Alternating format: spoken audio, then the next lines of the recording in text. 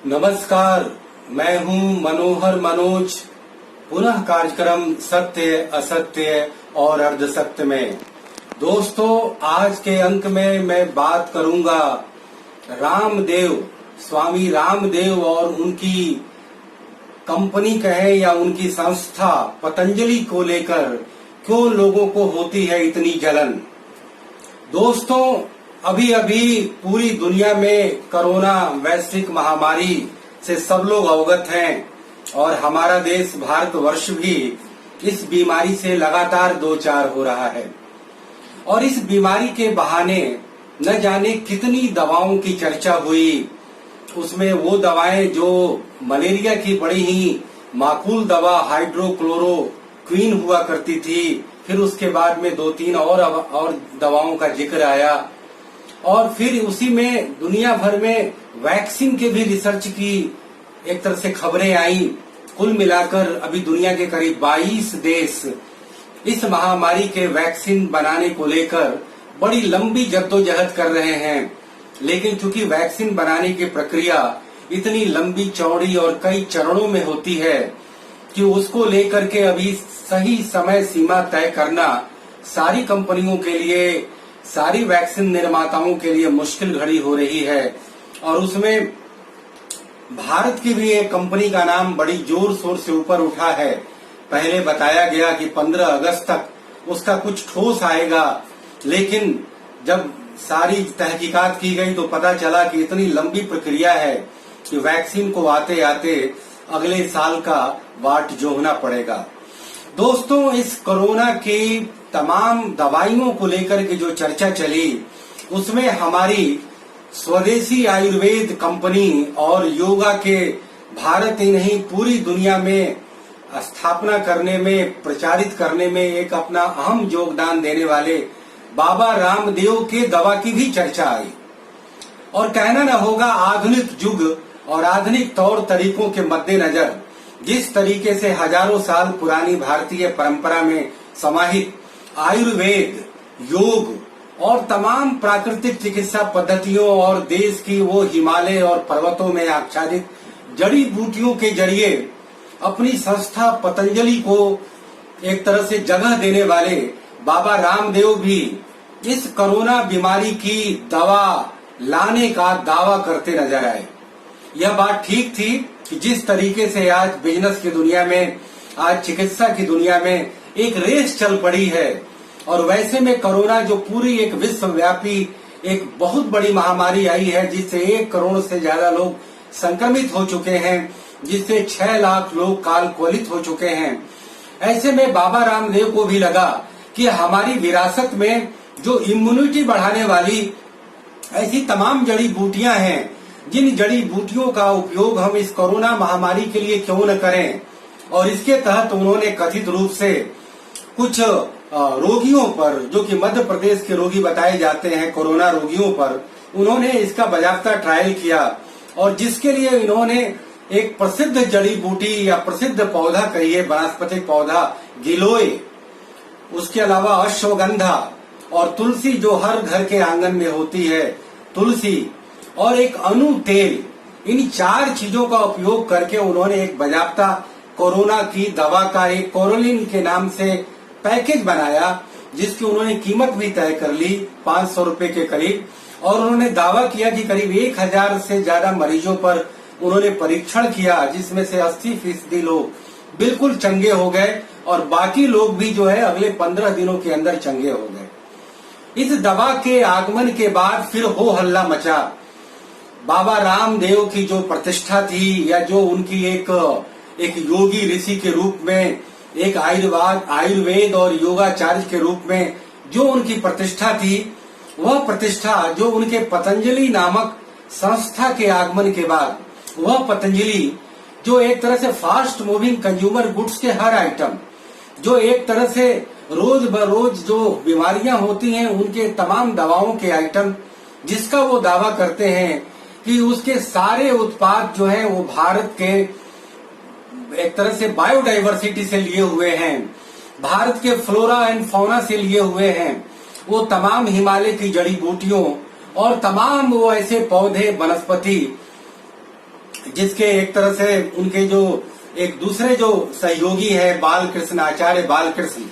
जो कि वनस्पति पौधों के बहुत बड़े विशेषज्ञ माने जाते हैं, और इसके जरिए उन्होंने पतंजलि के न केवल हजारों उत्पाद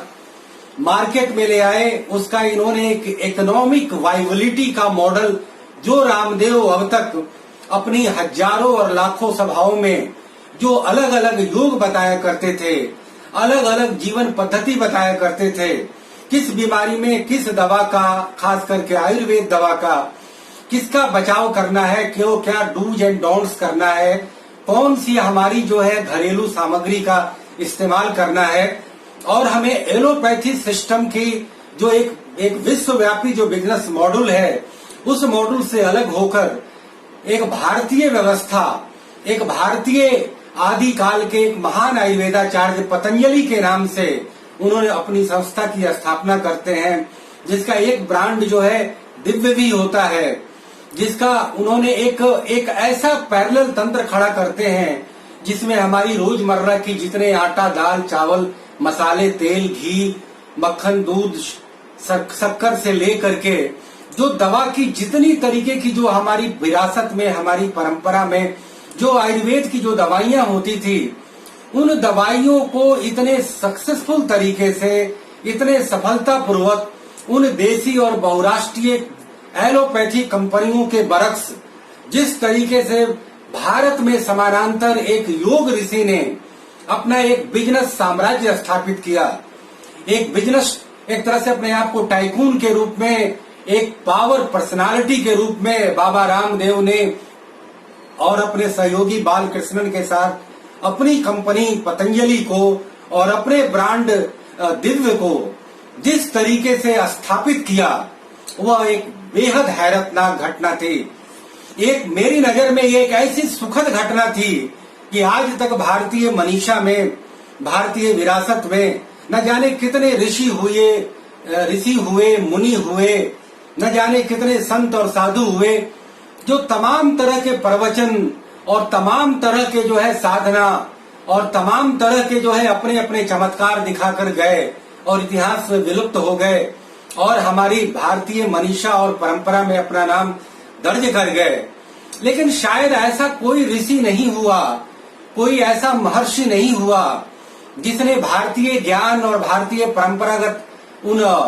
एक तरह से विरासत को और उस संपदा को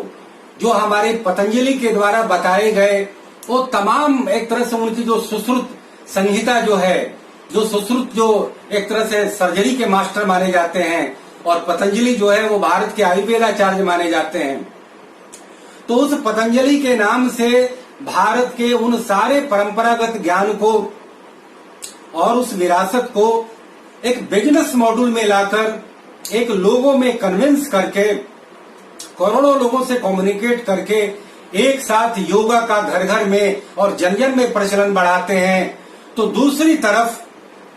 एलोपैथी के समानांतर और बहुराष्ट्रीय कंपनियों के समानांतर बाबा रामदेव पतंजलि के उन हजारों उत्पादों को अपने देशव्यापी नेटवर्क के माध्यम से पिछले 15 से लेकर के 18 सालों में जो सक्सेस स्टोरी गढ़ी है, वह अतुलनीय है, वह अकल्पनीय है, वह अवर्णनीय है।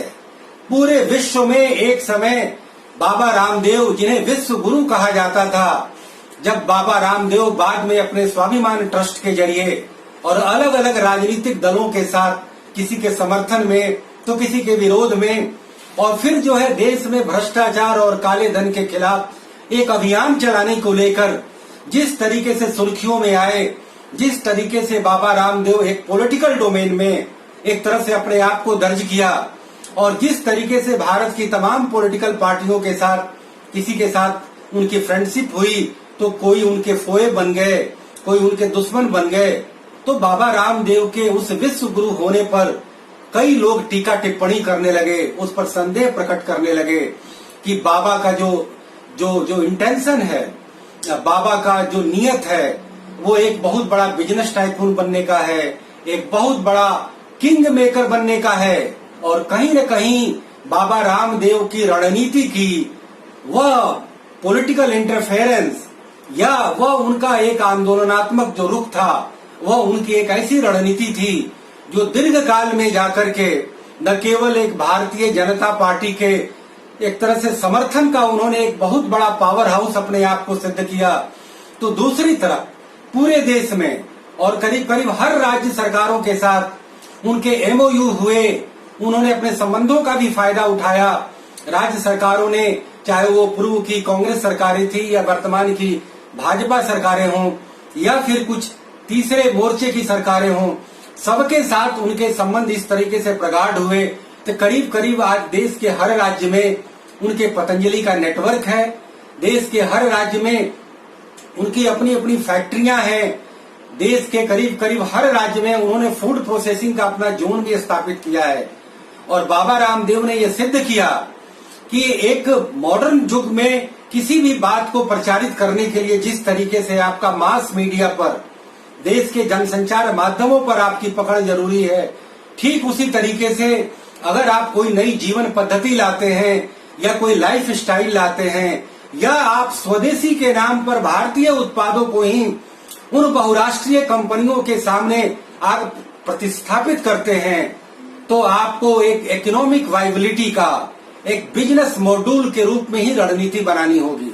और कहना ना होगा, बाबा रामदेव ने जो एक बेहद ऊर्जस्वी व्यक्तित्व के स्वामी हैं, जो हर समय योग के जरिए कम्युनिकेट करते हैं, जिन्हें इस बात को लेकर के कोई झिझक नहीं होती कि आज लाखों करोड़ का उनका कारोबार है, लेकिन वह धोती और लंगोटी में रहकर नीचे सोकर और केवल दूध का पान कर या दही का पान कर आज इतने बड़े बिजनेस टाइकून हैं, एक बिजनेस एम्पायर चला रहे हैं। लेकिन वह एम्पायर हमारे अन्य कॉर्पोरेट की भांति नहीं है, उससे ये अलग तरह का एम्पायर है। वह एम्पायर मॉडर्न बिजनेस मॉड्यूल के तहत एलोपैथी सिस्टम को प्रसारित करता है, जिसके बारे में हम सबको मालूम है। वह बिजनेस एम्पायर जो कहीं न कहीं मुनाफा और प्रचार पर अवलंबित है। वह बिजनेस एम्पायर जो दिन दुगुना रात चौगुना प्रॉफिट करके अपने बारिश को उत्तराधिकारी बनाता है और फिर हजारों और लाखों करोड़ का स्वामी बनता है। और हमारे बिजनेस इकोनॉमिक्स में जो है वो अपने सक्सेस की नई इबारत लिखता है। लेकिन बाबा रामदेव ने उन्हीं मॉडल को अपनाया। लेकिन आप बाबा रामदेव के बारे में यह नहीं कह सकते कि आज लाखों करोड़ के अगर वो साम्राज्य बना रहे हैं तो वह कोई बड़ी बड़ी कंपनियों को बुला करके या बड़े बड़े मॉडल्स को बुला करके अपने उत्पादों का प्रचार करते हो, नहीं करते। वो अपने सारे उत्पादों का प्रचार स्वयं करते हैं। दूसरा, आज बाबा रामदेव के कारोबार करीब करीब हर वस्तु, हर उत्पाद, हर जरूरत को लेकर के बिल्कुल आक्रामक शैली में काम करते हुए और उस प्रोडक्ट को वो लॉन्च करते हैं, रोज बरोज लॉन्च करते हैं। और यही वजह थी कि उन्होंने कोरोना के नाम से भी जो कोरोनिल दवा अपनी बनाई थी, उसके लॉन्च करने को लेकर के भी वो बेहद आक्रामक दिखे। वो इस बात को लेकर के संतुष्ट नहीं थे कि हमारी यह समानांतर धारा जो योग और आयुर्वेद पर अवलंबित है,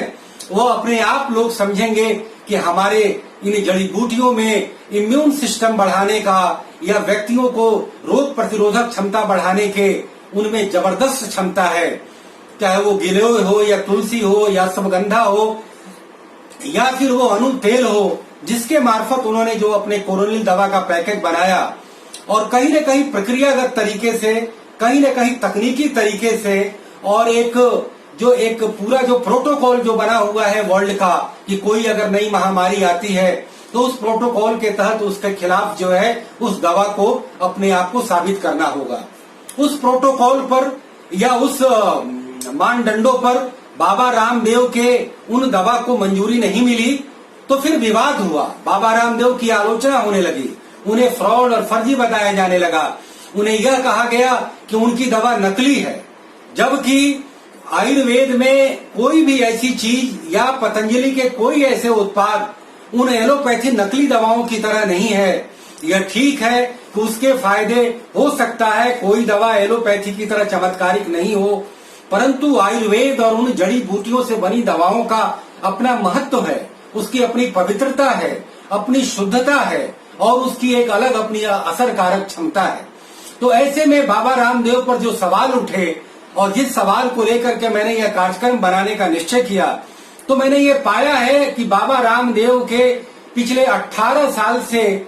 चाहे वो जब टेलीविजन पर अपने तमाम योग के कार्यक्रमों के जरिए या अपने तमाम शिविर के जरिए जब वह चर्चा में आए, और जब 2010 के बाद जब उन्होंने देश भर में लाखों अपने नेटवर्क बनाए, एजेंसियां बनाई, और किराना के कारोबार में, एफएमसीजी के कारोबार में, और हमारी रोजमर्रा की जरूरत के हर वस्तुओं को उन्होंने अपने तरीके से, अपने ब्रांड से, अपने कंपोजिशन के साथ लॉन्च किया। चाहे उसकी शुरुआत टूथपेस्ट और च्यवनप्राश जैसे बेहद गुणवत्ता परक उत्पादों के साथ हुई, और आज करीब करीब हर उत्पाद बना रहे हैं। लेकिन आप यकीन मानिए, जो उनके अलग अलग जड़ी बूटियों के जो सुखा करके वो जो चूर्ण पैकेट में लाते हैं, आप चाहे उनका ज्वर नाशक लें, वह कई नीम, अश्वगंधा, कालमेघ और ये और भी कई सारी चीजों का वो मिश्रण है। अगर आप उनको 2 घंटे काढ़ा बना करके पिए तो आपका लगेगा कि यह सैकड़ों एंटीबायोटिक से भी ज्यादा पावरफुल है, ज्यादा शक्तिशाली है। तो फिर हमें ऐसे सीधे सीधे संदेह की दृष्टि से देखने के बजाय बाबा रामदेव के उस नीयत को और उनके उस मंसूबे पर ध्यान देने की जरूरत है कि आखिर बाबा रामदेव आज लाखों करोड़ के स्वामी हैं, या लाखों करोड़ के कारोबारी हैं, या आज समूचे देश विदेश में उनके उत्पादों की गूंज उनके नेटवर्क के मार्फत गई है। लेकिन क्या बाबा रामदेव की कोई वारिस मुकेश अंबानी की तरह या टाटा की तरह या अलग अलग तमाम जो बिजनेस घराने हमारे भारतवर्ष में हैं, क्या बाबा रामदेव का भी कोई घराना होगा? नहीं होगा। बाबा रामदेव और उनकी कंपनी पतंजलि के वारिस उनके वो लोग होंगे जो वहां पर दीक्षा ले चुके हैं, और ऐसे उन्होंने 50 और सैकड़ों साधु संतों और युवा सन्यासियों की तलाश की है, जो उनके पूरे फॉर्मूले में फिट होकर और वहां से एक तरह से पूरा बन संवर कर उस पतंजलि के साम्राज्य के भावी स्वरूप का एक तरह से उनके जो है एक तरह से उनकी नींव जो है खड़ा करेंगे, या भविष्य में इसका जो है एक तरह से इसकी इबारत लिखी जाएगी। तो हमें ये कहना होगा उन आलोचकों को कि बाबा रामदेव के मंसूबे ये नहीं है कि हमारा बिजनेस एम्पायर स्वयं का होगा, हमारा कोई वारिस होगा और वो लाखों करोड़ का मालिकाना हक होगा। बाबा रामदेव खुद कहते हैं कि लोगों को बड़ा आश्चर्य हुआ कि धोती और लंगोटी पहनने वाले ये बाबा कैसे इस कोरोना की इतनी भयानक विश्वव्यापी महामारी का टीका खोज करके ले आए, और उन्होंने बड़ा ये उचित कहा कि हम गरीबों को वैसे ही देंगे। आप कोरोना की आज कोई दवा नहीं है, लेकिन कोरोना के प्रतिकार के लिए आप काढ़े पीते हैं, गर्म पानी पीते हैं, तमाम रोग प्रतिरोधक क्षमता के तमाम भारतीय उत्पादों, चाहे हल्दी हो, गिलेव हो, अश्वगंधा हो या दालचीनी हो, अदरक हो, अलग अलग चीजों का हम अलग अलग तरीकों से उपयोग करते हैं। तो अगर बाबा रामदेव ने अपनी कोरोनिल पैकेज के माध्यम से अगर अश्वगंधा, गिलोय, तुलसी और अनु तेल के उपयोग करने का अगर कोई एक तरह से फॉर्मूला लेकर के आया, तो ऐसा नहीं कि वो किसी एलोपैथी कंपनी की प्रतियोगिता में आए थे। कहीं न कहीं उनका एक आक्रामक ऊर्जस्विता थी, जिसके जरिए वो मूवमेंट को छोड़ना नहीं चाहते थे। अभी कोरोना के नाम से जो पूरा विश्वव्यापी जो पैनिक स्थिति है, उसको लेकर के रामदेव टेलीविजन पर पिछले 3 महीने से अलग अलग योग के जरिए, अलग अलग प्राणायाम के जरिए लोगों को ये बताते रहते थे कि कोरोना के खौफ से बचना है या कोरोना के असर से बचना है, तो आप इसी तरीके के प्राणायाम करिए और अपने श्वसन क्रिया के द्वारा अपनी रोग क्षमता को और अपनी रोग से लड़ने की क्षमता को इस तरीके से विस्तृत करिए, विकसित करिए और मजबूत करिए। तो ऐसे में अगर वो कोई दवा लेकर के आए तो उसको लेकर के हाय तौबा इस तरीके से नहीं मचाना चाहिए था। यह ठीक है कि बाबा रामदेव के ऐसे अनेक प्रतिद्वंदी हैं जिनको रामदेव से जलन हो रही होगी कि रामदेव के कई ऐसे उत्पाद, जैसे खास करके उनका टूथपेस्ट, उनका च्यवनप्राश या उनके अलग अलग तरीके के जो खाने के उत्पाद हैं, खास करके मैं उनके 4-5 चीजों का उपभोग करता हूं, जिसमें कि उनका मल्टीग्रेन दलिया, जो कुछ ऐसी देसी चीजें हैं जिनको आप सोचते हैं कि बड़ी अच्छी चीज होती हैं, लेकिन उनका कोई प्रोडक्ट ब्रांडेड फॉर्म में मार्केट में उपलब्ध नहीं होता था। लेकिन बाबा रामदेव ने उसको फैसिलिटेट किया कि हमारी वो हजारों परंपरागत वस्तुएं, हमारी वो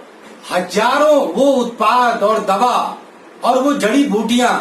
उसको हम कैसे लोगों के लिए उपयोगिता सृजित करें, लोगों के लिए कैसे एक आवश्यकता बनाएं, लोगों को कैसे हम अपने बैक टू बेसिक्स की ओर ले जाएं,